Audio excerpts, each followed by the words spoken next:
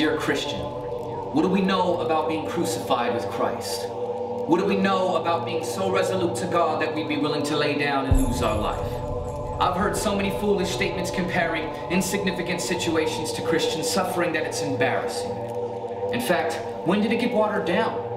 When did the idea of suffering get so lost? When did we lose our focus or weightiness of taking up one's cross? As if missing our Monday morning cup of coffee from Starbucks somehow relates or makes us more mindful of the misery and persecution that Jesus faced. But ridiculous statements like these are simple pictures and just goes to show how little our culture knows about Christ's crucifixion. What do we know about the cup of suffering and distress? That Christ accepted not as a regrettable necessity, but at the Father's will and request. Or the violent denial of association, like when Peter repudiated Jesus under the pressure of condemnation.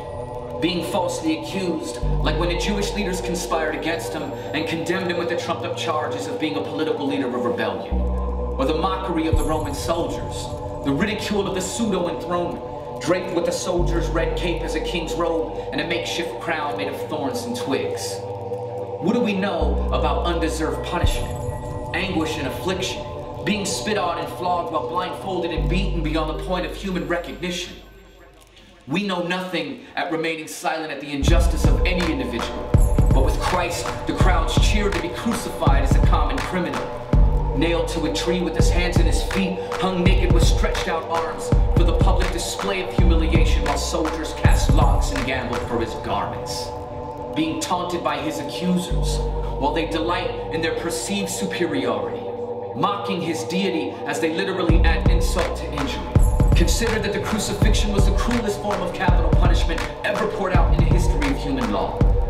Then consider how it pales in comparison at the spiritual suffering that Jesus endured while being separated from God.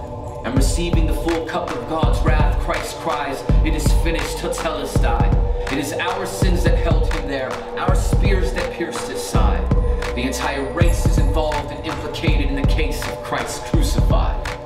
So the next time you compare a cup of coffee to the cup of God's wrath, I would remind you of the passionate, bloody path that Christ endured on our behalf.